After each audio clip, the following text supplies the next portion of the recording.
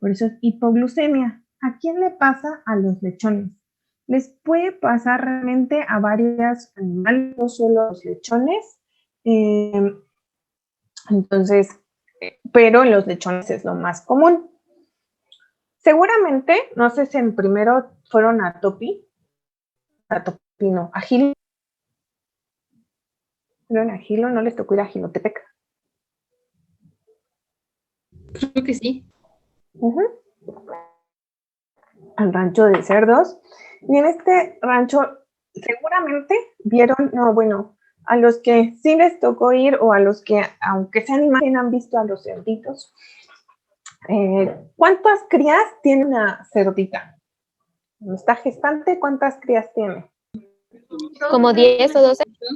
10 o 12, esa es una cerda que está bajita, pero sí pueden tener 15, 16, ¿no? Entonces son así una gran cantidad de lechoncitos los que tiene una cerda. Compárenlo con las otras especies que vemos normalmente.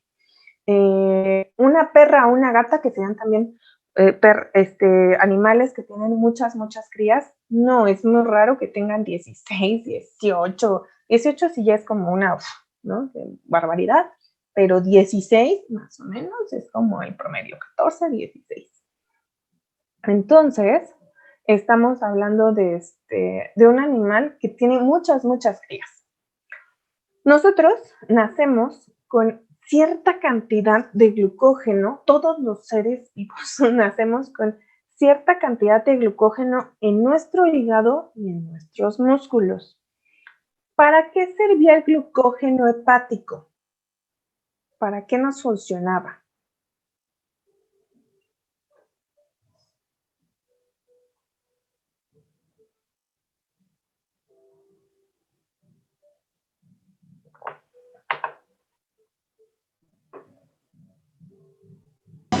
Para tener una energía y también para el organismo. Ok, exacto, para que él mismo tuviera energía y para el organismo cuando no hemos comido. El glucógeno muscular no, quedamos que era bien díscolo, que él nada más quería la energía para sí mismo. Entonces el glucógeno muscular nada más da glucosa para el músculo cuando hace falta, y en cambio el hepático es bien altruista y entonces ese glucógeno lo puede liberar a la sangre. El glucógeno hepático ayuda a mantener los niveles de glucosa sanguíneo en rango normal. Entonces, mamá cerda, cuando está gestante, todos los nutrientes que les da a sus crías los tiene que repartir en un chorro de cachorritos, bueno, en un chorro de lechoncitos, ¿no? Entonces, esos lechoncitos van a nacer con glucógeno hepático limitado. Todos los animales nacemos con glucógeno hepático limitado. La gran ventaja es que en otras especies, si acaso, hay 6 crías, hay 8 crías, hay algunas perritas súper raras. Yo, la perra que más perritos conozco que ha tenido es una golden que tuvo 12 cachorros. Entonces, pero de todas maneras, no, no se compara. Doctora, ¿puede admitir a una compañera? Ya no tenemos a nadie en sala de espera, pero teníamos a alguien que tenía un número. Ya, Nada más pone su nombre. ya entré, gracias. Perfecto. Listo. Ajá, entonces la mamá cerda, cuando está gestante, tiene que repartir a muchas crías. Por eso es que lo comúnmente la vemos en lechones y no en otras especies, por la cantidad de crías que tiene un cerdo o una cerda. Entonces los lechones, por esta razón, nacen con glucógeno hepático limitado, como todas las especies, pero en este caso aún más limitado por el número normal de crías por camada. Este glucógeno les permite sobrevivir hasta 4 horas posteriores a nacer. Los partos de las cerdas duran mucho tiempo, porque imagínense sacar 12, 15 lechoncitos, pues va uno tras otro. Hay algunos incluso que se mueren en el canal de parto y ahí tienen que ayudarlos uno a estarlo sacando, que nazcan, porque ellos se van a ese glucógeno desde que están ahí luchando con sus hermanos. Entonces, por eso se puede acabar, porque están ahí luchando por nacer. Ya ves, también la madre está tan incómoda que no le da luego de comer. Como nacen, con este glucógeno limitado que le va a alcanzar nada más para 4 horas mantener la glucosa normal en sangre, supongamos que nace y su madre está sana, no ha muerto en el parto, ya tuvo a todos los lechones, no se enfermó. ¿Qué va a pasar con esta madre cerdita? Pues va a amamantar a su lechón. No a nada más a uno, sino a todos, amamanta a todos los lechones de manera inmediata. Incluso a veces está amamantando y sigue pariendo, pobrecitas cerditas. ¿Qué le proporciona esta leche a los lechones? Le va recuerden que la primera leche es el calostro, y este calostro trae las inmunoglobulinas o anticuerpos a los que mamá ha estado expuesto y entonces le va a dar esa inmunidad a sus lechones. Entonces el calostro le provee inmunidad.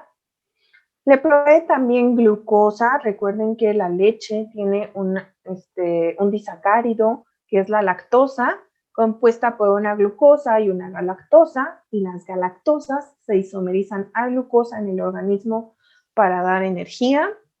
Entonces esa glucosa, esos carbohidratos que vienen en la leche, le van a dar glucosas al lechoncito para dar energía y así evitar que este glucógeno no solo no se use, sino que aparte se pueda hacer más grande la molécula de glucógeno hepático para que ya no esté tan limitado. Entonces vamos agregándole, evitamos usar las reservas y aparte le vamos agregando glucositas a ese glucógeno. ¿Hasta aquí todo bien? Sí. Y entonces las reservas aumentan, el glucógeno se va elongando y se va ramificando más. Bien. Además, la madre de proveer leche también les provee a sus lechones calor. Los que han visto las lechoneras o las maternidades en cerdos, a lo mejor han visto que la mamá está como en una jaulita en donde nada más se puede parar y acostar, parar y acostar. Y hay esa jaulita está dentro de una jaula más grande en donde están los lechones. Y en una esquina hay como una jaulita o una especie de cajita con un foco. ¿Okay? Esto es para que los lechones puedan ir a esa cajita y ahí tengan calor que les da el foco. Pero si no habláramos de una producción intensiva, si habláramos de una producción pues más, iba a decir más hippie, pero no, más sencilla, ¿ok? De transpatio. Ajá, de transpatio, como en las carnitas, exacto. Yo siempre digo es para que se acostumbren porque van a hacer carnitas. Más adelante, soy muy cruel. Sí, una producción de transpatio, una semi-intensiva, o ahora también las producciones que tienden más a, pues, al bienestar animal. No tienen a la hembra en este tipo de jaulas o de encierros. Se oye medio cruel, ¿no? Que la mamá nada más se pueda parar y echar. ¿Por qué se hace esto y por qué las cerdas tienen tantas crías? Porque muchas crías mueren aplastadas. Entonces, cuando mamá echa, muchas veces aplasta a sus crías, es mal tener muchas mortalidades. Por eso, en cerdos, si yo le reduzco, a pesar de reducirle el espacio, hay menos riesgo a que mueran aplastadas. Por eso es que se tiene así unas producciones intensivas, para evitar que mate a sus crías por apachurrarlas. Les digo, pero algunos pues sí consideran que esto es cruel. Pues, la verdad es que pues a lo mejor sí no es lo mejor. Ya eso queda a criterio de cada uno de ustedes. No nos vamos a meter en ellos. Entonces la madre, si hablamos en una producción que no es intensiva, va a echarse y los lechoncitos van a ir ahí al lado de la mamá, a echarse al lado para que les dé calor. En las producciones intensivas tenemos los focos que les van a dar calor. Pero si mamá muere o enferma, bueno, y este calor, ¿por qué es importante? Ya vieron bioenergética con la doctora Cari. La energía no se crea ni se destruye, solamente se transforma, nuestra primera ley de la termodinámica. La energía en el alimento no viene en forma de energía, no viene en forma de calorías, viene en forma de nutrientes energéticos, carbohidratos, lípidos y proteínas. En el organismo, esos carbohidratos, lípidos y proteínas se transforman a la molécula que nos da energía, en la ATP. el ATP cuando se utiliza se rompe y desprende calor. Calor que se pierde ¿por dónde? ¿Por dónde se pierde el calor en los seres vivos?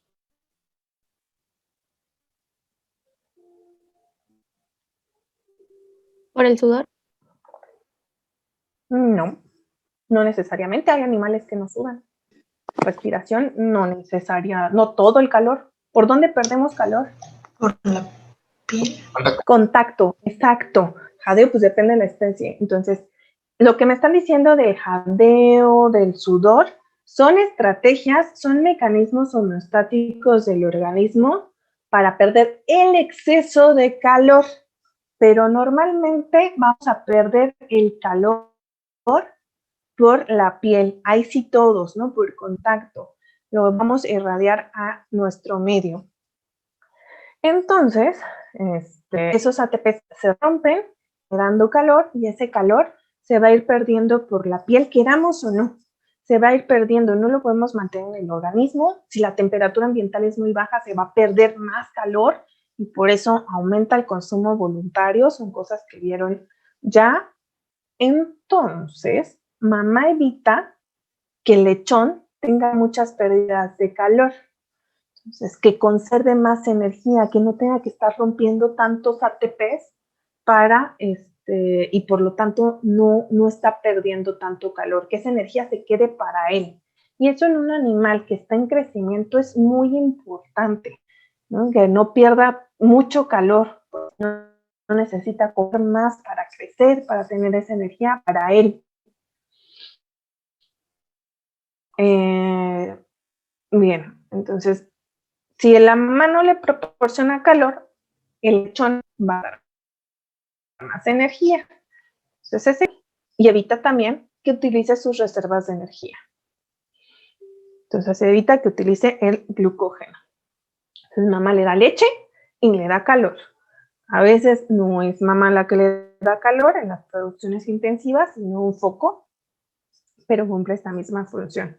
Evitar que pierda, ¿no? Vean a los bebés también. Generalmente todas las especies cuando son bebés son bastante incompetentes, sobre todo si no nacen totalmente desarrollados, para mantener su temperatura corporal. Pierden mucho calor, porque como gastan tanta energía en crecer, sus células tienen un metabolismo muy acelerado, requieren muchos ATPs. Si pierden aparte calor, esos ATP se están perdiendo en lugar de utilizarse para una función en el organismo. ¿Listo? ¿Sí le podía cambiar ya? Sí. Ok. Entonces tenemos un lechón sano. Hasta ahí es como lo normal que pasaría. Pero ¿qué pasa en la hipoglucemia de los lechones? Tenemos ese mismo lechoncito que nació con el glucógeno hepático limitado, ese mismo, pero ahora tenemos una madre enferma o que muere. Entonces, durante el parto es tan largo, hay una gran mortalidad también de parte de las hembras, de la hembra gestante.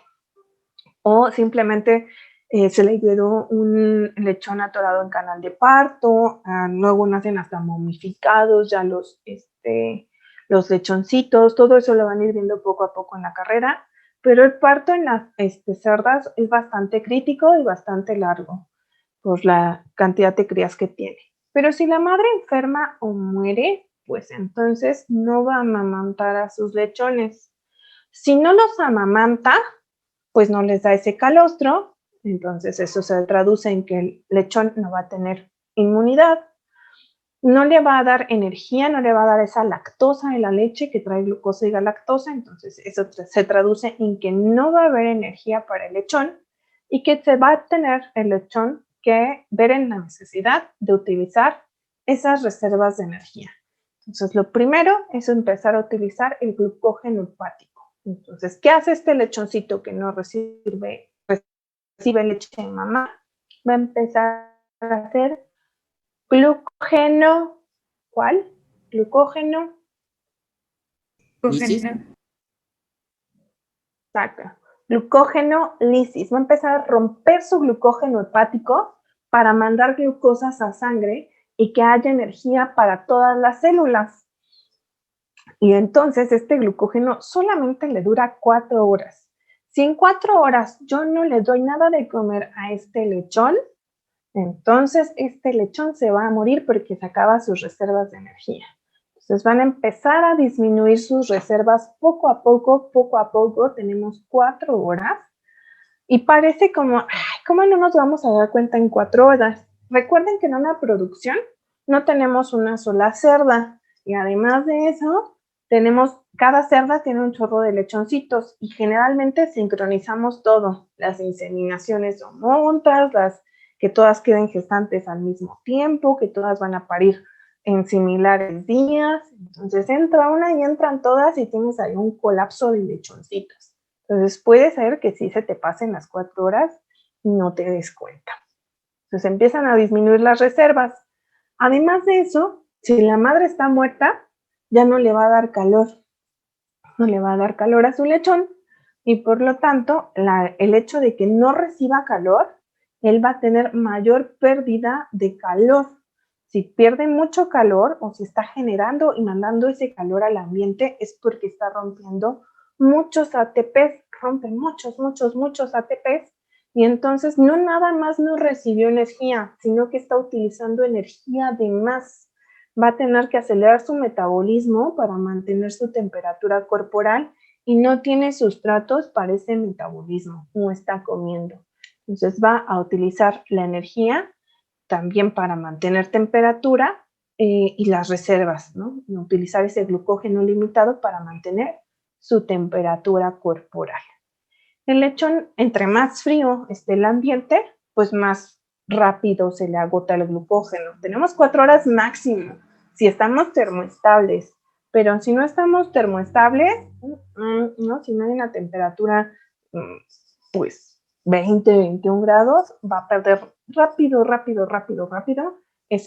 ese glucógeno o lo va a utilizar rápido. Esto se traduce en que el lechón se enferma. Y si esto continúa, el lechón muere. ¿Okay? Aquí está la hipoglucemia de los lechones resumida. Tenemos a una madre. Si hay amamantamiento inmediato y estamos dando también calor, va a amamantar de inmediato al lechón, le va a dar calor, aumentan sus reservas de glucógeno hepático. Y eso se traduce en un lechón sano. Si no hay de ese amamantamiento por parte de la madre, no le está dando calor porque enfermó o murió, entonces ese lechón empieza a utilizar su glucógeno hepático. Entre más frío esté el ambiente, más rápido destruye ese glucógeno hepático, más rápida es la glucógeno lisis y el lechón queda débil, empieza a debilitarse, puede enfermar y morir si se acaban las reservas. Eso no quiere decir que ya la madre se enfermó, se murió, ya está condenado ese lechón. No, porque yo puedo intervenir. Puedo hacer una lactancia artificial, darle yo un biberón, darle una fuente de calor como un foquito, y entonces eso se va a traducir en un lechón sano. La flechita está al revés. En un lechón sano. O puedo dárselo a una madre que tenga pocas crías. Aquí va a depender de si tengo... ¿Vale? Doctora, Bueno, y en el sí. caso de los perros, por ejemplo, cuando nacen y los tienen que frotar, ¿es igual para proporcionarles calor? Sí, es para calentarlos. Eso lo hacen, bueno, y también mamá estimula a los perritos porque les quita como toda la placenta. Cada uno viene en su bolsita, entonces tiene que limpiar. Si mamá estamos en cesárea o mamá está enferma, le puedo ayudar y eso estimula al cachorro para que empiece a moverse y busque el pezón para empezar a mamar. Entonces también es una forma de estimular al cachorro y también darle calor. Gracias. Bien. Ok. ¿Hasta aquí todo bien?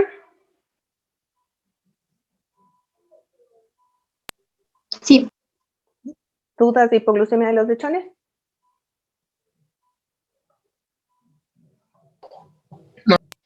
Ok. Vamos con nuestra segunda enfermedad, enterotoxemia de los corderos. Otra vez, lean el nombre y con eso sabemos de qué se trata. Entero, ¿de qué viene? ¿A qué órgano se refiere? Al intestino. Al intestino. Entonces, sé que algo está pasando en el intestino. Una toxemia, esa terminación emia, me dice que también hay algo en la sangre. Pues tiene que ver el intestino, la sangre y una toxina, ¿no? Entonces, hay toxinas que van a llegar a la sangre, pero al parecer están llegando por el intestino. Entonces, enterotoxemia, ¿y a quién le pasa? A los corderos. Igual no es que no le pueda pasar a otros rumiantes, porque ahí sí no sería tanto a otras especies, que sí les puede pasar, pero no por lo mismo. O sea, el mecanismo que vamos a ver por lo que le sucede a los corderos, a los borreguitos bebés, le podría pasar por ese mismo mecanismo a otro rumiante, pero por cómo manejamos la producción de corderos es en la que lo vemos más, pero también le puede pasar a un cabrito o le puede pasar a un becerrito. Entonces, enterotoxemia de los corderos. Esa enterotoxemia de los corderos, ahora vamos a empezar con un corderito bebé. Y le va a suceder al cordero cuando tenga una dieta alta en carbohidratos. Las dietas altas en carbohidratos, carbohidratos no estructurales. ¿Quiénes son los carbohidratos estructurales? ¿La fibra? La fibra, ok. Entonces sería una dieta en carbohidratos no estructurales. Esas dietas altas en carbohidratos no estructurales generalmente son concentrados. Lo van a ver ya en alimentos de alimentación dentro de 2 semestres. Los concentrados son dietas que son hechas de cereales, que pueden venir los cereales como mezcladitos. Normalmente los damos en forma también de pellet, si no están mezcladitos, es decir, como, sí conocen los pellets, ¿no? Son como unos churritos, que parecen como unas croquetas, pero las rompes y no tienen aire como la croqueta que sí está infladita. El pellet no. Entonces, los pelletizados, los concentrados, son dietas que están hechas a base de cereales. Y los cereales, lo que tienen en gran cantidad, son carbohidratos, carbohidratos no estructurales, sobre todo si ya les quité la cascarilla, es decir, almidón. ¿Okay? Entonces, cuando yo a un cordero le doy esta dieta, ¿por qué se la daría? Porque el nombre me lo dice, concentrados. Tienen mucha energía en poco volumen, todo lo contrario de un pasto. Un pasto, un forraje, tiene mucha agua, entonces tiene poca energía en mucho volumen, por lo general. Al menos que esté seco o que esté ensilado, pero un forraje fresco, y también seco, no tiene o no le aporta mucha energía. Además, es un bebé. Entonces, tomen en cuenta esto. Si es un bebé, yo quiero que crezca y que crezca rápido. La forma de que crezca rápido es darle una dieta alta en energía, como las dietas altas en carbohidratos. ¿Está bien darle carbohidratos no estructurales a un rumiante? Si no, ¿por qué?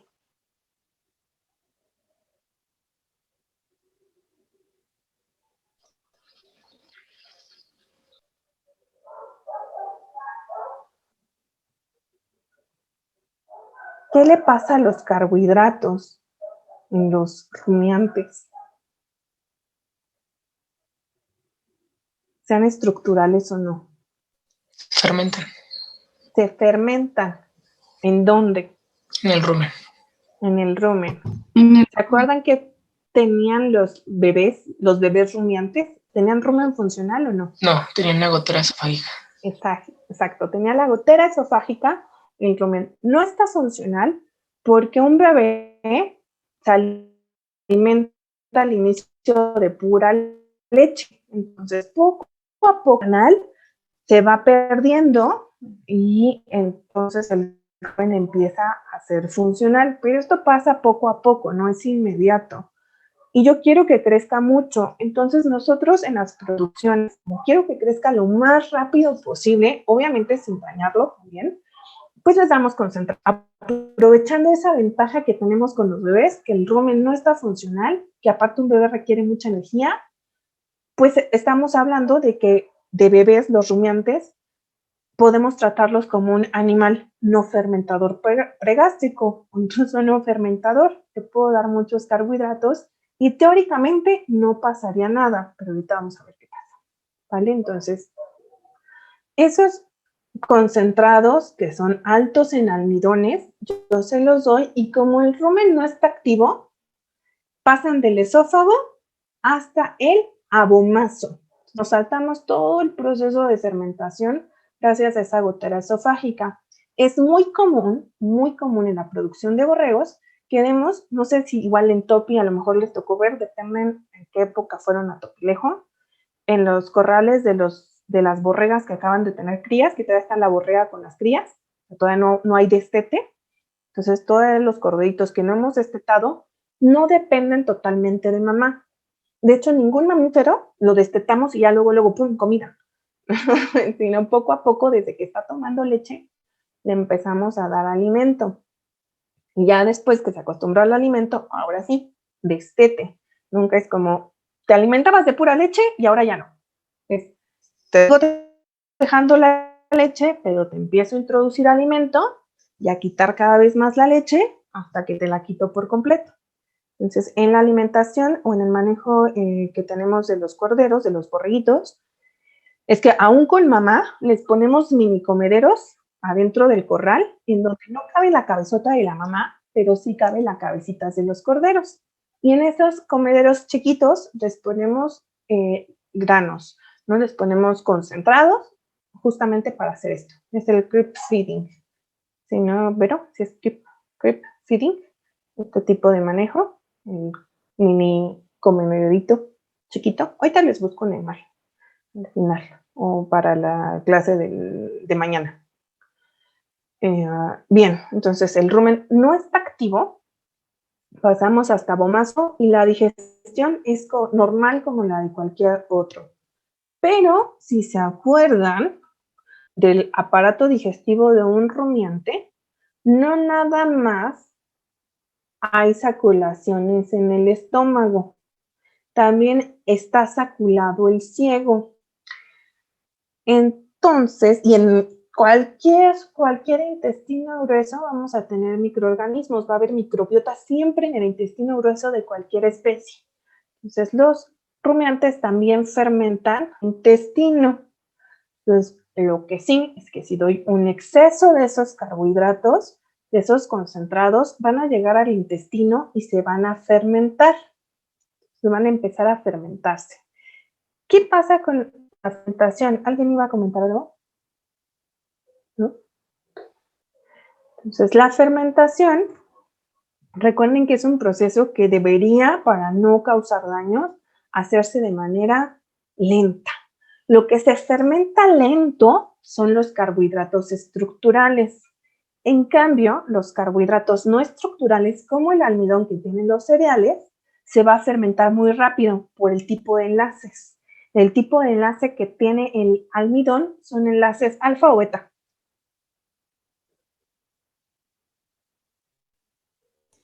¿Beta? ¿Alfa? Beta es la celulosa. ¿Alfa? Alfa.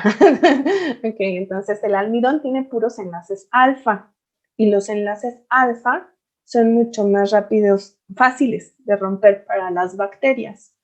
Entonces, las bacterias gram positivas son las que más fermentan a los almidones. Las van a fermentar muy rápido. Y entonces, acuérdense cómo íbamos en la fermentación. La fermentación podríamos decir que va polisacárido, como el almidón, o la celulosa, nos lleva hasta tener monosacáridos, los que no sean, por ejemplo, si se fermenta hemicelulosa, pues no tiene glucosas, tiene otros monosacáridos, entonces todos en algún punto se isomerizan hacia glucosa Y las bacterias en esa fermentación lo que hacen es utilizar la glucosa para meterla a una glucólisis, pero es anaerobia, en donde terminamos con qué cosa. Con ácido láctico y CO2. Exacto, con lactato. Entonces terminamos con lactato. No hay CO2, no hay producción de CO2. Bueno, sí hay en toda la fermentación, pero en la glucólisis anaerobia, glucólisis anaerobia no hay producción de CO2. Ya en todo el proceso de fermentación sí, pero en este punto no. Y este lactato, ¿a dónde entraría o qué se haría con él? En la fermentación. Lactato no puede entrar al ciclo de Krebs, pero ¿qué sí se produce a partir del lactato en la fermentación? Y que lo queremos.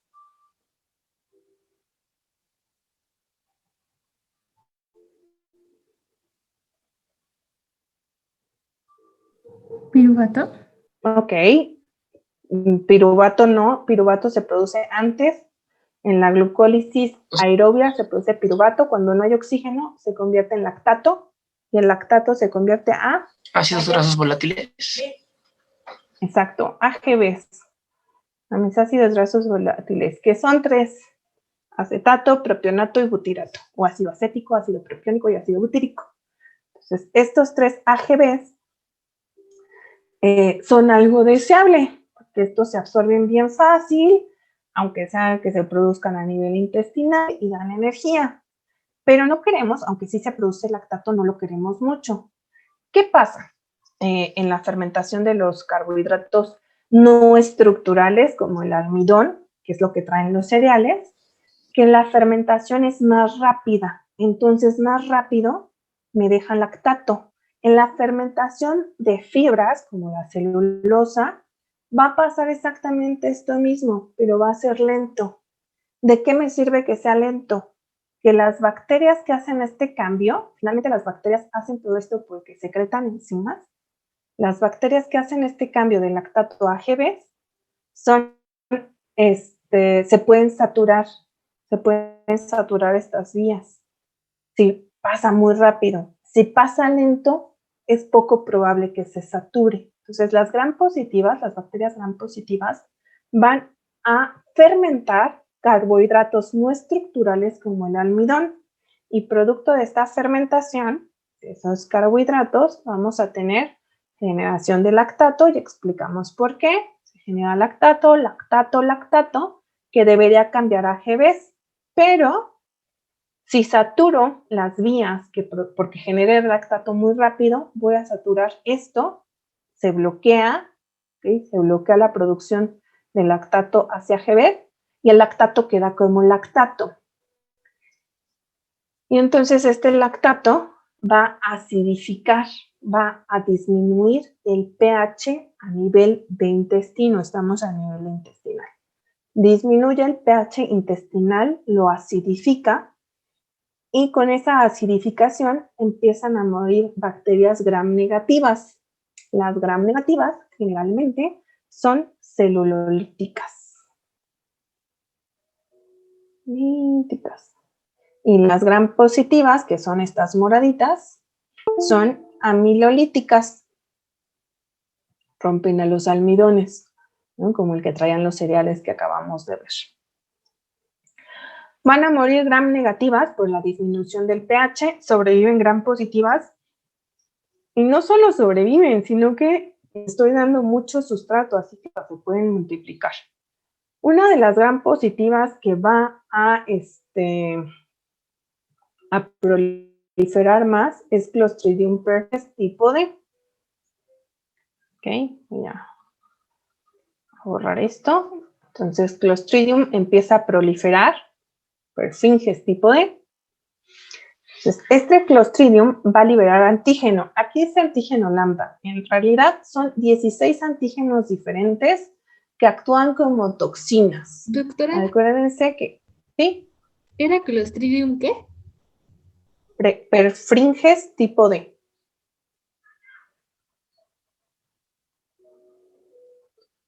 Gracias. No, ¿de qué? Entonces, recuerden que las bacterias pueden generar toxinas. ¿No vieron eso en Bacter este semestre? Las bacterias generan toxinas y las toxinas también hacen daño al organismo, ocasionan enfermedades al organismo. Hay, les digo, 16 toxinas diferentes o antígenos diferentes que produce Clostridium. Entre ellos está lambda, pero también tenemos epsilon, tenemos, bueno, hasta aquí los anoté. Alfa, beta, epsilon, iota, zeta, mi, delta, kappa, lambda, BN, eta, gamma y otros que se llaman factor no sé qué, factor no sé qué. O sea, hay 16 antígenos diferentes que secreta Clostridium perfringens tipo D, que va a tener acción de toxina. O sea, aquí en el ejemplo viene lambda, pero son muchos más, son 16. Si quieren ponerle nada más toxinas, liberación de antígenos que son toxinas, que libera Clostridium perfringens, está bien. Entonces los libera y esas toxinas van a absorberse a nivel intestinal. Recuerden que estamos a nivel intestinal. Entonces, estas toxinas se absorben, pasan de la luz del intestino, atraviesan el enterocito y llegan a la sangre. Son toxinas que están en la sangre que llegaron del intestino, una enterotoxemia. A ustedes seguramente, pero en Dios que no, pero estoy casi segura que sí a todos, les ha dado alguna vez una enterotoxemia, que comemos taquitos de esos que se ven bien tóxicos ya fuera del metro, pero saben buenos y son baratos. Y entonces nos intoxicamos. Muchas veces no es que tengamos la bacteria, seguro ya les hablaron de eso en bacteriología, sino que las bacterias que tenían no fueron suficientes, no eran muchas para generarnos una infección, pero sí generaron toxinas que se absorbieron. Entonces tenemos diarrea y otros problemas. Si las toxinas están en la sangre, entonces se absorben, no nada más el antígeno lambda, sino los 16 antígenos que habíamos dicho, y que actúan como toxinas, están en la sangre y tenemos una toxemia. ¿Qué vamos a ver? Les digo que muchos de ustedes a lo mejor han tenido enterotoxemia, obviamente no por las mismas razones, no por comer almidones, pero vamos a ver fiebre y cuadro toxémico. El cuadro toxémico es diarreas, malestar general, cansancio, anorexia de que no quieren comer. Recuerden que el prefijo a quiere decir sin o falta de comida, no quiere comer. No confundir la anorexia nerviosa o el trastorno alimenticio con el signo anorexia, ¿ok? Anorexia es cuando no tengo deseos de comer y no rechazo la comida, más esa fiebre, ¿ok? Si esto continúa o si es muy grave, el cordero muere. ¿Qué cordero creen que sea el más común que veamos que pueda presentar enterotoxemia de los corderos? ¿El flaquito y chiquito o el grandote y gordote? Y gandalla y alfa. El grandote gordote. El grandote gordote, porque es el que consumió más almidones, consumió más concentrados. Entonces hay que tener también por eso cuidado de que sigan en peso, pero que no sea tan acelerado. ¿Ok? Muerto por jambado, exacto. Aquí está el resumen de enterotoxemia de los corderos. Tenemos al lechón sano, que le estamos, como no tiene el rumen activo, aprovechamos y le damos ese tipo de manejo, dándoles dietas altas en carbohidratos, que no está mal hacerlo. Lo malo es no estar controlando que nadie se haga gandalla, porque de verdad luego ponen estos comederos que les digo, y ves que algunos hasta se meten al comedero y ahí están comiendo. En lugar de nada más meter su cabecita, se logran meter porque están chiquitos al comedero y se dan sus atracones. Como el rumen no está activo, llegan estos carbohidratos a intestino. Aquí viene intestino delgado, pero no, es intestino grueso, que es donde están los microorganismos. En intestino delgado no sobreviven. Va a haber fermentación por las bacterias gram positivas, que son amilolíticas. Las amilolíticas generalmente son gram positivas. Rompen a los carbohidratos no estructurales, produciendo lactato muy rápido, lo cual disminuye el pH. haciendo que prolifere Clostridium perfringens tipo D, que genera antígenos. La baja de pH también me mata las bacterias gram negativas, que son parte de la microbiota normal. Varios antígenos, no nada más el lambda, se absorben los antígenos que tienen esa acción de toxina, llegan las toxinas a la sangre y tenemos el cuadro toxémico y fiebre, y si esto continúa, muerte. ¿Qué puedo hacer? Puedo cuidar en cualquiera de estos 3 puntos. Desde el inicio, como cuidando la dieta y cuidando también el almacenaje.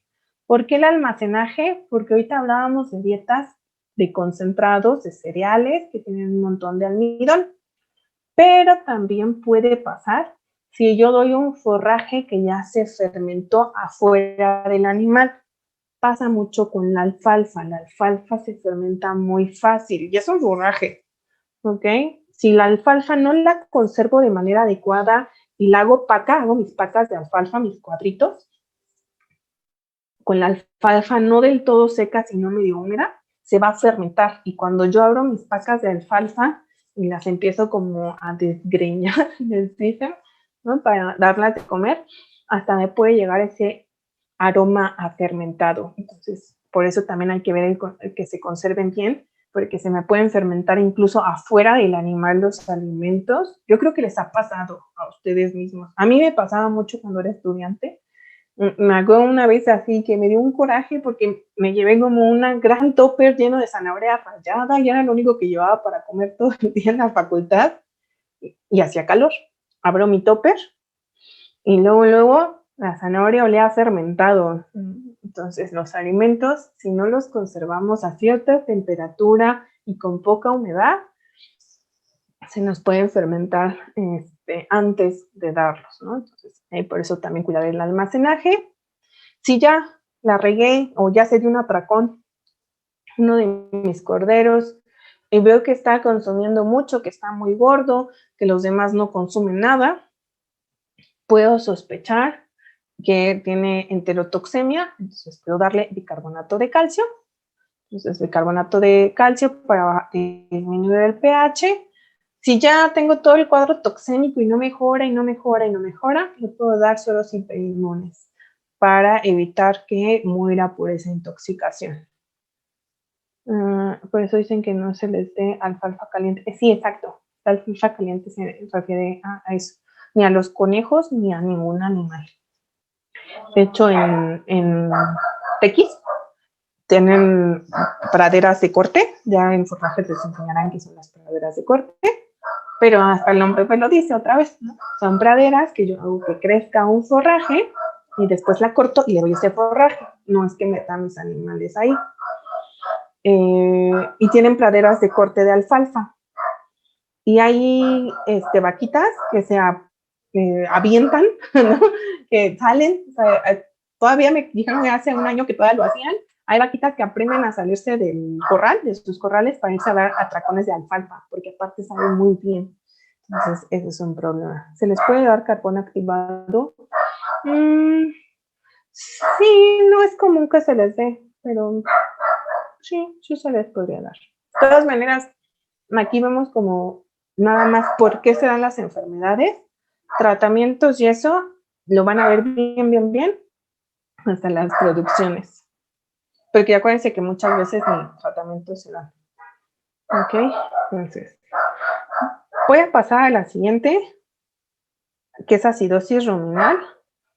Y tengo que bajar a callar a mi perra. Entonces, no, a sacarla de la casa al patio. Entonces, denme un minutito. Acidosis ruminal.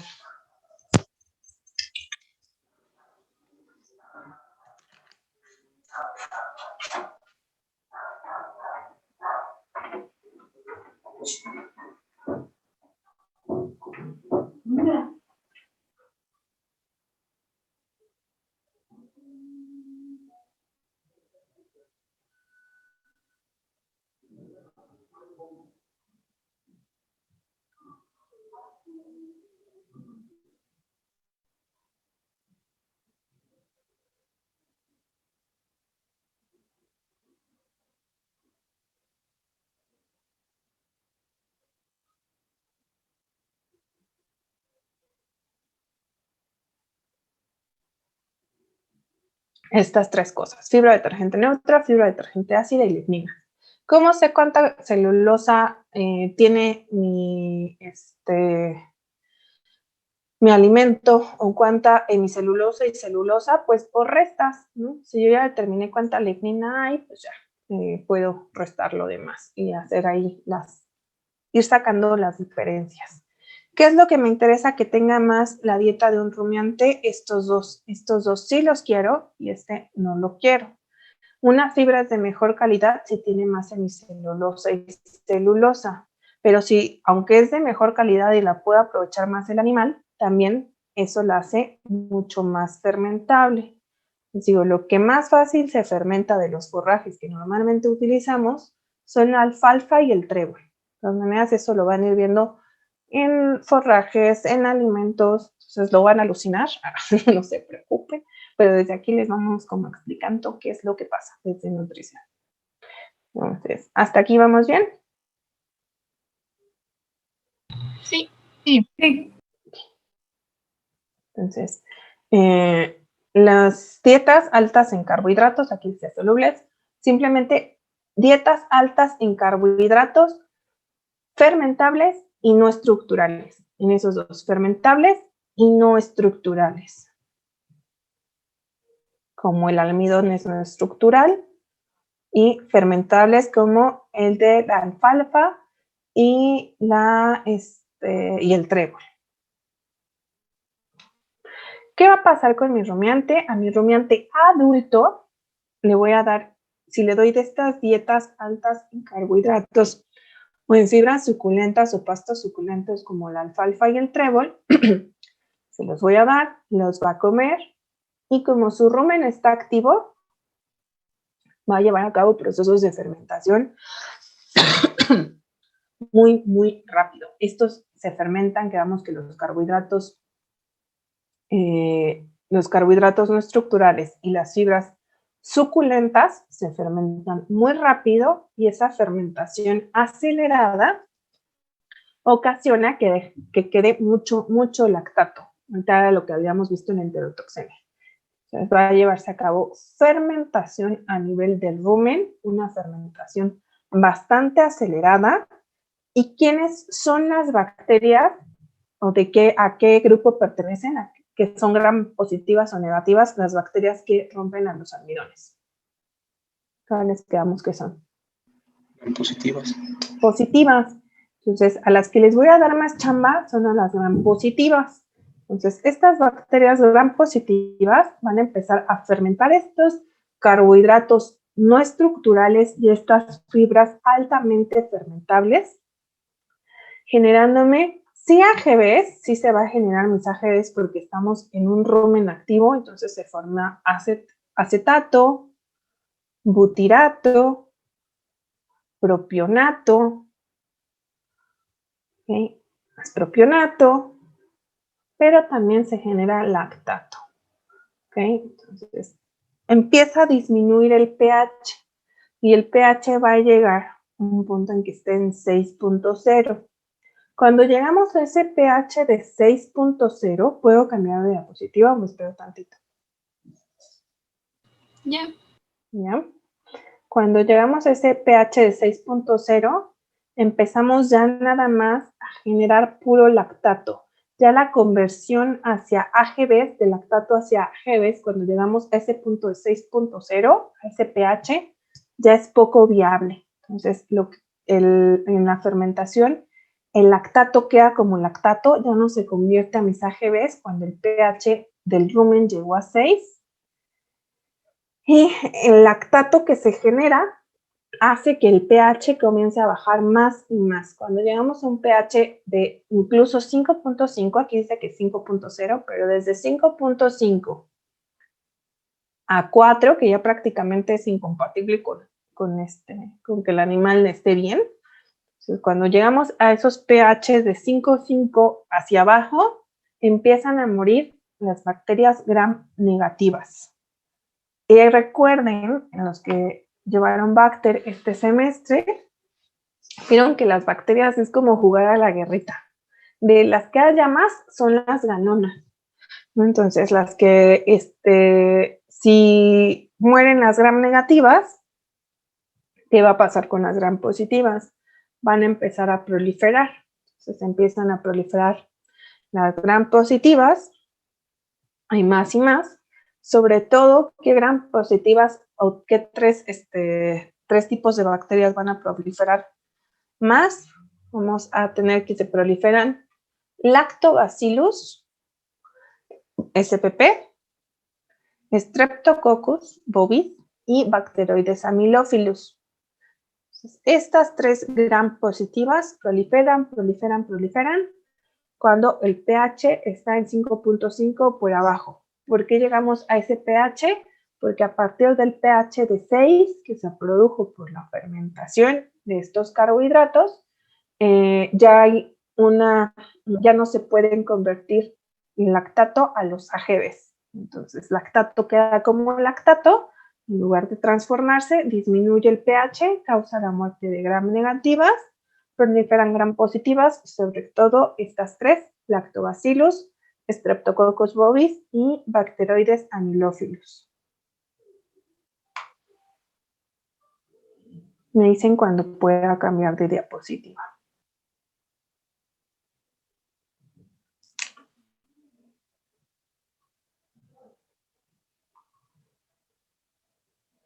Doctora, ¿podría repetir eso otra vez, por favor? Sí. Cuando yo le doy de consumir a mi rumiante adulto carbohidratos no estructurales y fibras muy fermentables, van a las gram positivas a tener más trabajo por ese tipo de carbohidratos. Van a empezar a producir mis AGVs producto de esa fermentación, pero también lactato. Como estoy dando alimentos que fermentan muy rápido, el pH comienza a bajar a 6.0. En ese pH de 6.0, la conversión del lactato a AGVs es prácticamente imposible, se limita bastante, entonces lactato queda como lactato y empieza a disminuir el pH. Cuando el pH llega a 5.5, empieza a haber muerte de gram negativas y a proliferar gram positivas, sobre todo estas 3, Lactobacillus spp, Streptococcus bovis y Bacteroides amylophilus. Ah, ok, sí, ya, gracias. Y entonces estas bacterias gram positivas tienen un montón de sustratos para seguir fermentando y seguir haciendo glucólisis anaerobia. Entonces generan un chorro de lactato y ese lactato también es pequeño. Entonces lactato va a producirse en el rumen. Aquí estamos en la luz del rumen. Atraviesan el epitelio ruminal, las células del epitelio ruminal es el lactato, y el lactato se absorbe hacia la sangre, pasa hacia la sangre. Y entonces la acidosis ya no nada más está en el rumen, aquí ya el pH está para abajo, ¿no? Ya teníamos una acidosis ruminal, pero la acidosis ruminal se va a convertir, si llega lactato a la sangre, tenemos una acidosis que ya está en todo el organismo, una acidosis metabólica. Además que este lactato va a dañar, me dejo tantito, va a dañar a las células del epitelio ruminal. ¿Puedo cambiar? Sí.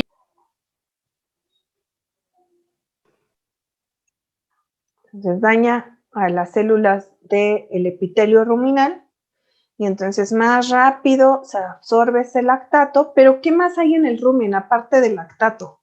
¿Quién vive en el rumen?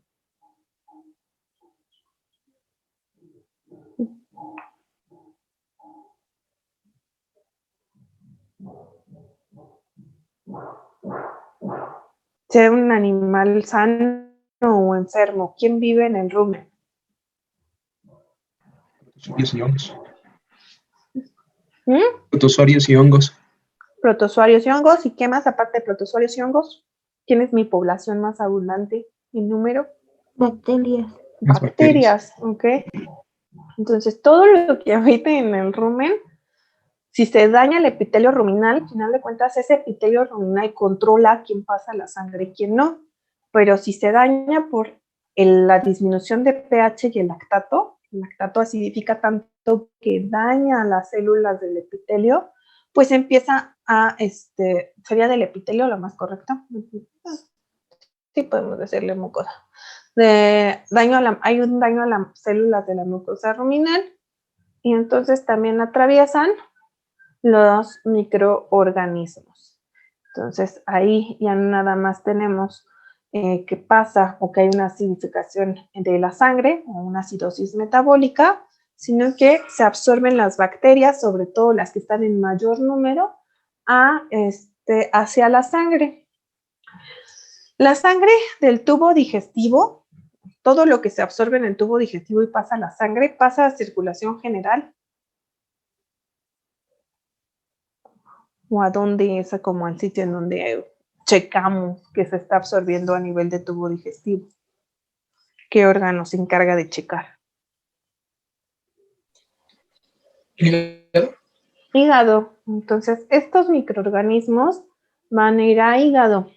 Y uno de los microorganismos que más de los que se pueden tener en el rumen cuando hay un pH ácido y que les gusta el hígado es Fusobacterium necrophorum.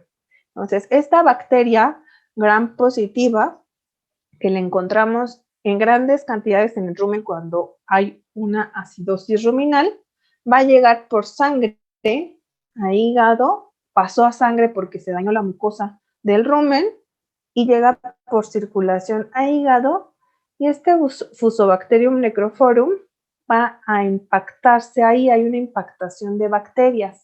¿A qué nos referimos con esto? Hay una proliferación. Entonces ahí va a encontrar todos los sustratos para poder tener una fiesta, ¿no? Entonces poder multiplicarse. El Fusobacterium necrophorum se absorbe en el rumen, llega a hígado, se absorbió porque se dañó la mucosa, llega a hígado, hay impactación y esa impactación, esa proliferación causa abscesos hepáticos. Entonces, ocasiona abscesos hepáticos. Todo eso fue nada más por darle concentrado, ¿no? Cambiamos toda la microbiota del rumen, se acidificó el rumen, se acidificó la sangre, se dañó la mucosa del rumen, pasaron microorganismos. Fusobacterium necrophorum fue uno de los que se absorbió, llegó a hígado y en hígado ahí se quedó, se multiplicó porque encuentra muchos sustratos en el hígado para multiplicarse, causando abscesos hepáticos. Entonces, ¿qué tenemos en resumen en la acidosis ruminal? Un desastre, evidentemente, pero podemos resumirla como disminución de pH. Esta disminución nos llevó a la muerte de bacterias ruminales, sobre todo de gram negativas. Murieron gram negativas.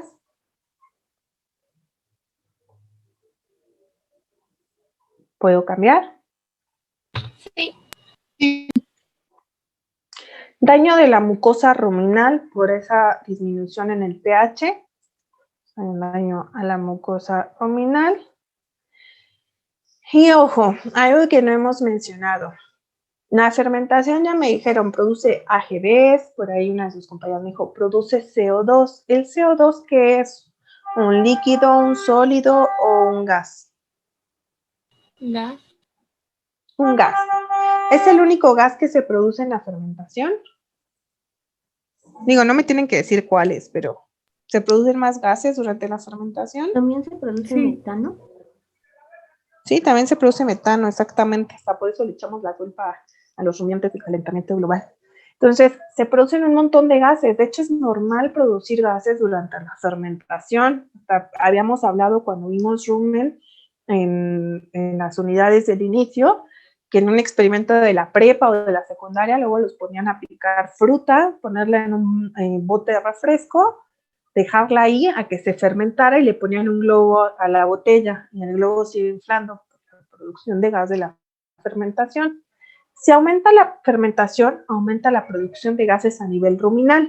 Esos gases gracias a qué salían del rumen, ¿por qué no se quedaban ahí?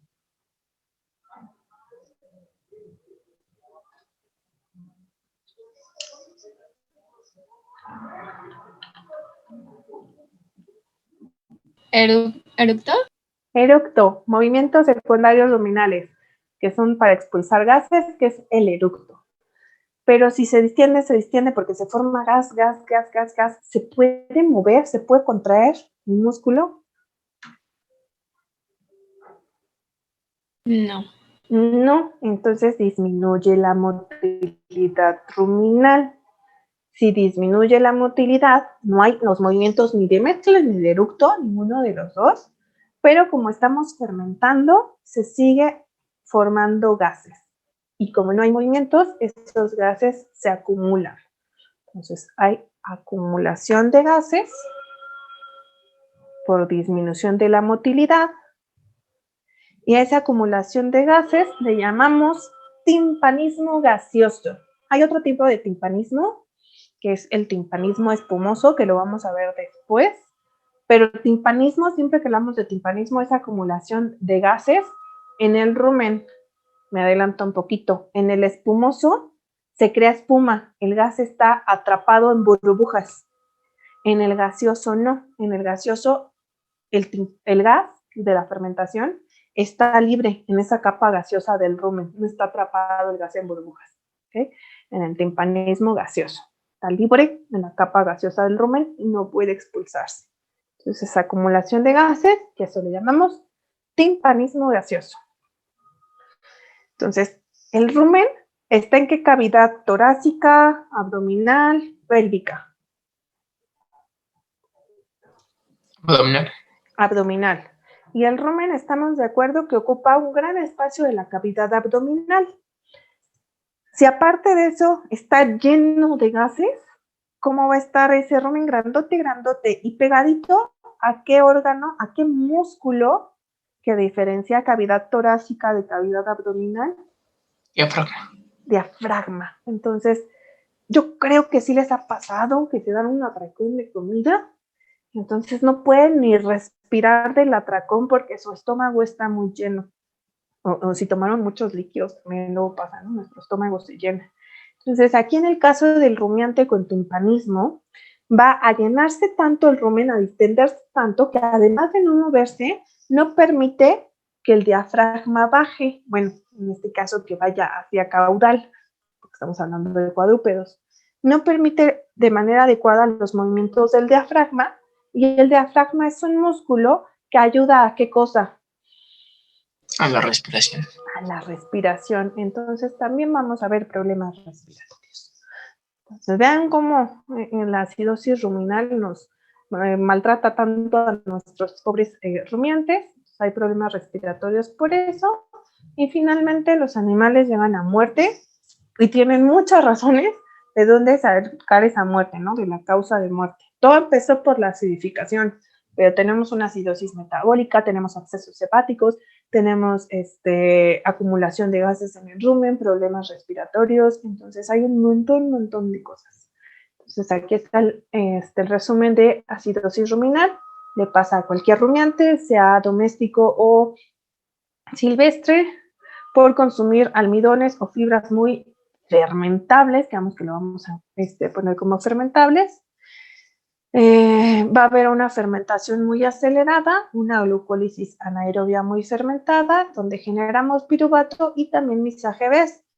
Pero cuando llevamos un pH de 6.0, mi lactato ya no puede convertirse a AGVs, sino que se queda como lactato. Ese lactato, entre más se produce, va a producir un pH de 5.5 o menos, aunque que diga de 5 a 4, de 5.5 o menos, empieza a causar este pH, la muerte, esa disminución de pH, la muerte de gram negativas y la proliferación de gram positivas, entre las que destacan Lactobacillus, Streptococcus bovis y Bacteroides amylophilus, ocasionando más acidosis y muerte de gram negativas, dañando también a la mucosa ruminal. Eso es por el lactato, el que daña la mucosa ruminal, y por este daño también atraviesan los microorganismos hacia la sangre. Hay lactato o ácido láctico que pasa hacia la sangre, causando acidosis metabólica.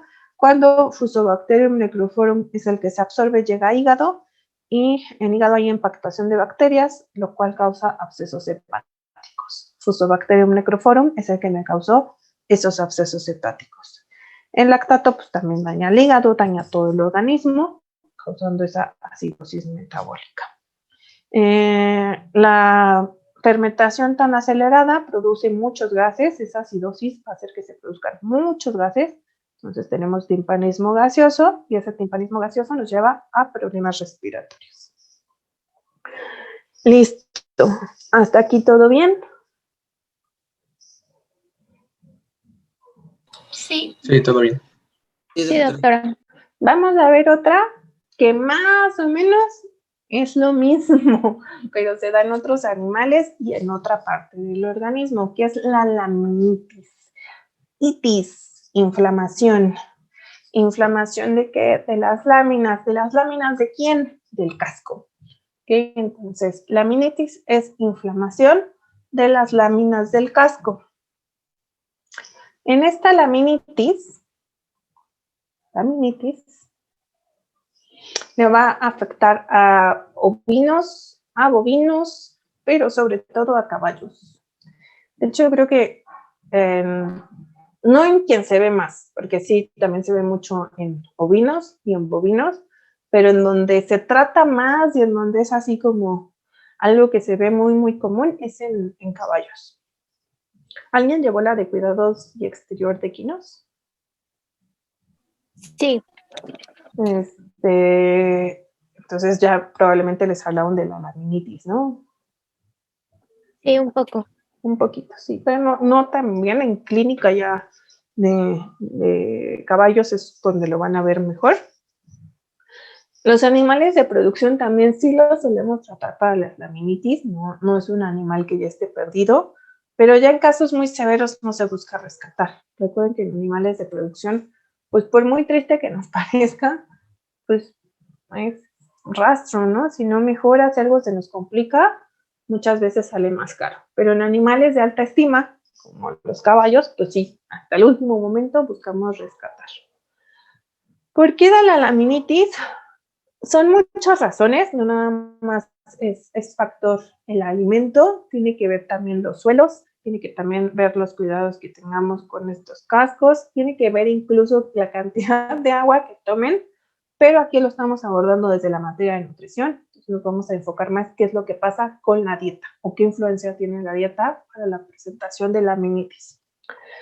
Vamos a dar, o cuando se va a presentar la laminitis, cuando demos a nuestros animales dietas altas en carbohidratos no estructurales o carbohidratos fácilmente fermentables, forrajes suculentos, dietas con grandes cantidades de almidones o finamente picados. Creo que ya hemos hablado aquí alguna vez del tamaño de partícula y su importancia. Entre más chiquita sea una partícula, se fermenta o se digiere más lento o más rápido.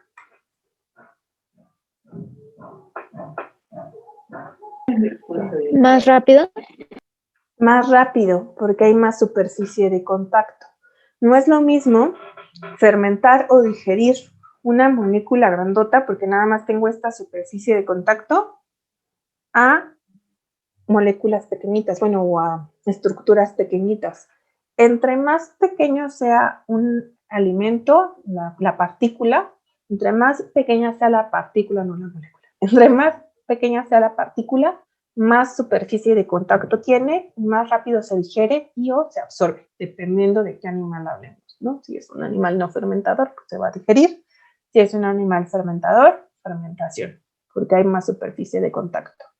En alimentos de alimentación ya verán también igual cuál es el tamaño adecuado de partícula para cada especie, porque sí importa el tamaño de partícula, porque si está muy pequeñito, a lo mejor no era un forraje ni un alimento que tuviera muchos almidones, ni un forraje fácilmente fermentable, pero lo piqué mucho, entonces se va a fermentar más rápido.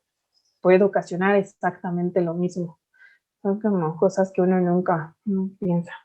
Tengo que saber de qué tamaño, sí. Entonces, finamente picados o por falta de agua. Y cuando tenemos poca agua también podemos ver problemas de laminitis o suelos, creo que viene, o sea, carbohidratos no estructurales y fácilmente fermentables. Eso nos referimos con solubles. Ok. Entonces, vamos a poner el ejemplo en el caballo, pero pasa lo mismo en ovinos y en bovinos. Ok. Las dietas altas en carbohidratos o concentrados o fibras suculentas se las doy de comer a mi animal. Y entonces, dependiendo si es un rumiante o si es un caballo, es donde se van a fomentar este tipo de dietas que ya vimos desde acidosis ruminal y desde enterotoxemia, que son fácilmente fermentables, se fermentan muy, muy rápido. En el rumiante, pues va a ser en el bovino y en el ovino, va a ser en el rumen, pero en el caso del caballo va a ser en el ciego y en el colon, ¿okay? En donde se fermenten. Estos carbohidratos no estructurales y estas fibras altamente fermentables van a fermentarse ya sea a nivel ruminal o a nivel de ciego o colon. Si es en el caballo es en el ciego y en el colon. Si es en un rumiante, pues en el rumen.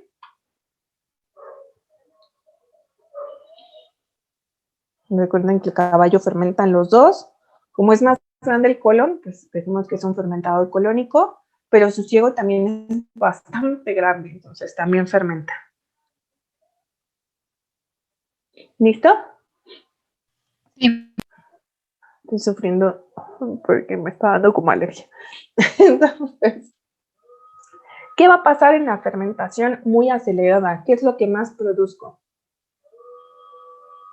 Lactato.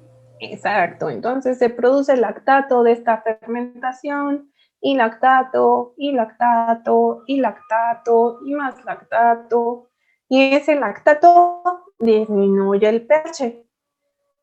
Cuando disminuye el pH, ¿quiénes mueren? ¿Qué tipo de bacterias? ¿Gram negativas? Las gram negativas, exacto. Suena como bien repetitivo, ¿no? Y si mueren gram negativas, tienen más sustratos, por eso están gorditas, panzoncitas. Tienen más sustrato las gram positivas. Bacteria que tiene mucho sustrato, bacteria que, ¿qué le pasa? Se prolifera más. Prolifera, se multiplica, ¿no? Si tenemos sustratos, nos multiplicamos. Hasta los seres vivos, si hay sustrato, a multiplicarse. Entonces, van a proliferar, proliferar, proliferar y a proliferar. Mueren las gram negativas, pero estas gram positivas que están proliferando también van a ocasionar o van a producir, ¿bien?, monoaminas como la feniletilamina, la triptamina, la tiramina, exotoxinas y endotoxinas. Yo sé que a lo mejor no lo vimos como tal, aunque la doctora Karina vi que sí les dejó una tarea de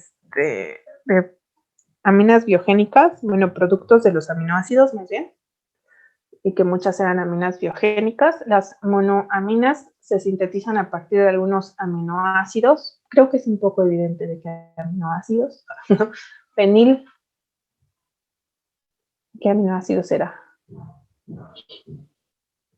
La fenilalanina. Ajá, de fenilalanina, de la triptamina, ¿a partir de quién se generará?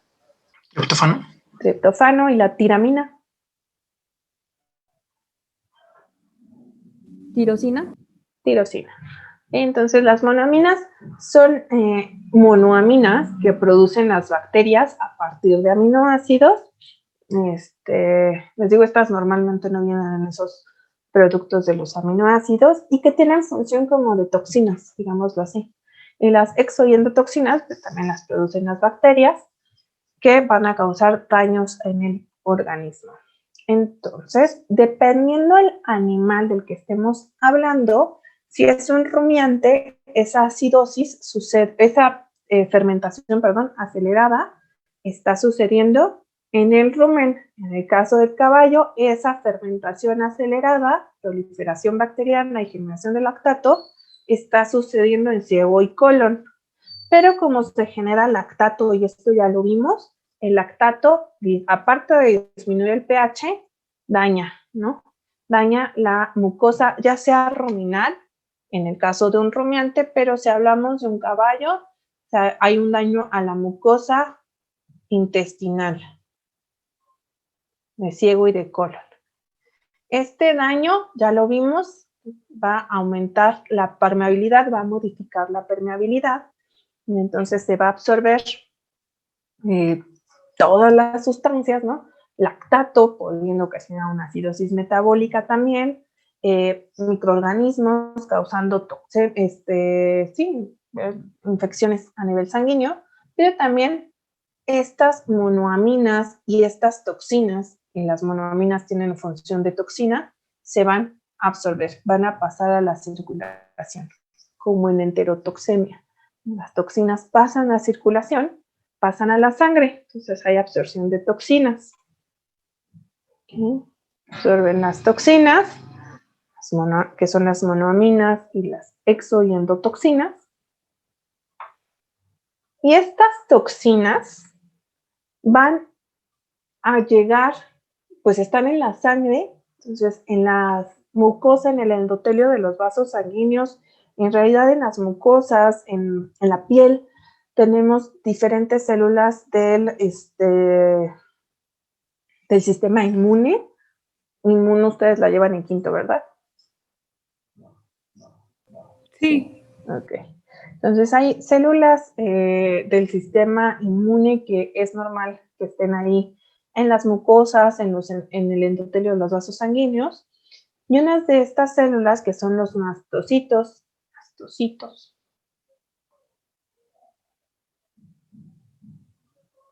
y basófilos,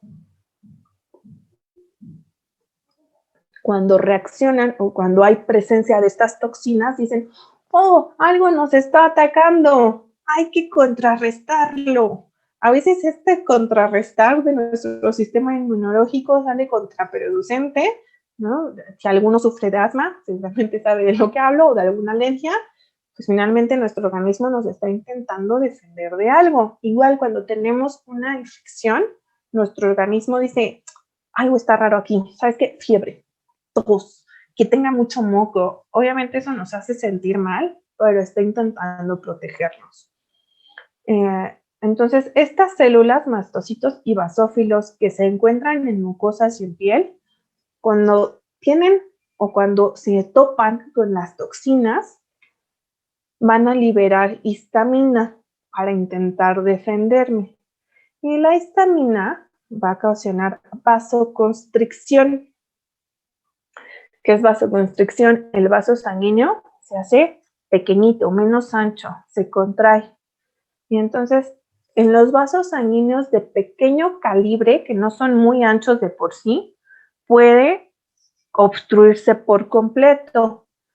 Dentro de los más afectados son los de las láminas del casco, los vasos sanguíneos que están ahí alimentando, irrigando a las láminas del casco, son de un calibre muy pequeñito, son poco anchos, y cuando hay esa vasoconstricción, se pueden obstruir por completo. Entonces, si hay esa obstrucción por completo, no hay riego sanguíneo, y esto se va a ver primero en una hinchazón y dolor. Se empieza a hinchar y a doler el casco. ¿Puedo cambiar de diapositiva?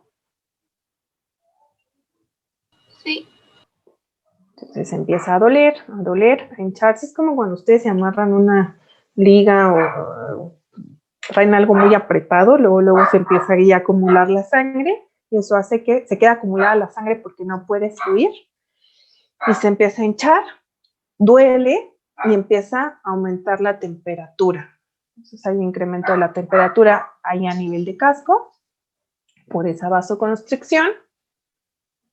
Y si es total, si ya no pasa nada y es por un periodo prolongado, hay isquemia. Ya no le llega oxígeno porque no le está llegando sangre nueva a ese tejido. Entonces, como no hay llegada de sangre, hay isquemia, falta de oxígeno al tejido.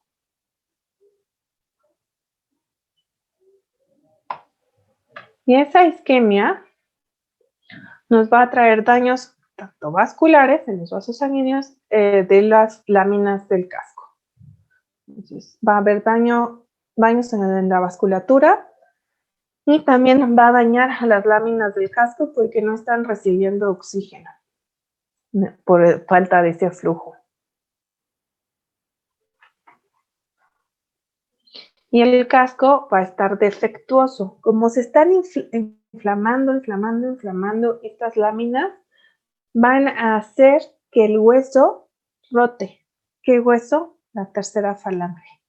Entonces, ¿sí ya le puedo cambiar o le regreso tantito? Está bien, creo. Okay. Entonces, la tercera falange rota, y a veces es tal la rotación de la tercera falange por la inflamación de las láminas que podemos ver hasta el hueso ya fuera de la pezuña, del casco. Eso ya es un caso muy, muy grave, ahí sí ya no hay mucho que hacer. No es la única, la alimentación influye, pero no es la única razón por la que podemos ver laminitis. También el exceso de trabajo, las contusiones, un golpe, estrés, el estrés ustedes ya vieron estrés en fisio seguramente. Entonces, el estrés cambia todo el metabolismo, ¿no? Entonces causa vasoconstricción, el propio estrés. O pisos inadecuados, pisos muy sucios, muy resbalosos, también. Si aparte juntamos todo, es peor, ¿no? Si tenemos un caballo que tiene exceso de trabajo, que lo tenemos en un piso inadecuado, que lo tenemos estresado justo por este exceso de trabajo y que está gordo y que además le damos un chorro de carbohidratos fácilmente fermentables, pues estamos dando todo el cóctel para presentar laminitis. Las toxinas y las bacterias que se produjeron, ya sea a nivel de rumen en bovinos y ovinos y a nivel de ciego y colon en el caballo, no nada más van a esas toxinas y estos microorganismos no solamente afectan o causan esa vasoconstricción que daña sobre todo las láminas del casco, sino que también pueden infectar glándula mamaria y útero, entonces causando una inflamación de la glándula mamaria, lo cual decimos como mastitis, y una inflamación del útero sería metritis. Hay mastitis y metritis también por esos microorganismos que están proliferando y esas toxinas inflaman al útero y a la glándula mamaria. Esto pues la proliferación y bacteriana y las toxinas. ¿Dudas de la laminitis? Yo tengo una duda. Sí. ¿Cómo se llama lo que secretaban los mastocitos? Histamina. Okay. Aquí tenemos el resumen otra vez. Le puede dar a ovinos, a bovinos, a caballos por dietas altas en carbohidratos, forrajes suculentos, finamente picados o falta de agua, hacen que la fermentación sea muy acelerada, hay mucho lactato, ese lactato daña la mucosa ya sea de rumen, ciego o colon, aumentando la permeabilidad. Las bacterias que proliferan durante esa fermentación acelerada son las gram positivas, hay muerte de gram negativas, hay producción de toxinas como monoaminas y endo y exotoxinas. Estas toxinas se absorben, pasan a la sangre y los mastocitos y los basófilos, que son células que encontramos en las mucosas y en los epitelios, van a reaccionar a estas toxinas generando o liberando histamina que causa vasoconstricción. Por esta vasoconstricción también tenemos isquemia.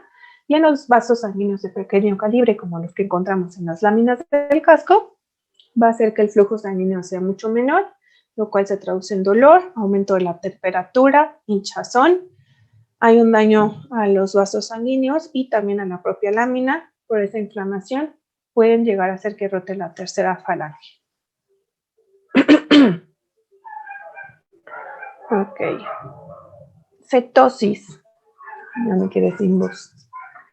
La cetosis, bueno, nos faltan 13 minutos. Vamos a dejarlo hasta aquí. Déjenme ver cuántas. Hicimos 4, ¿verdad? Hicimos acidosis, laminitis, enterotoxemia. Y ¿de cuál otro hablamos? De hipoglucemia. Bueno, sí, porque cetosis es de las largas. Entonces lo vamos a dejar hasta aquí. ¿Alguna duda, chicos? No. ¿No? No, Muy bien. doctora. Entonces mañana hablamos de cetosis. Voy a intentar que me acuerde. De todas maneras, creo que sí, vamos bien, porque las intoxicaciones son muy facilitas. De hecho, de intoxicaciones voy a ver si les mando como un escrito para que ya no tengan que estar copiando. ¿Vale? Entonces, nos vemos mañana a las 11 en mi sesión. Así les aviso. Y cualquier duda ahí nos escriben, ¿vale? Gracias, doctora. Sí, doctora. No, gracias. Gracias, doctora. Hasta luego.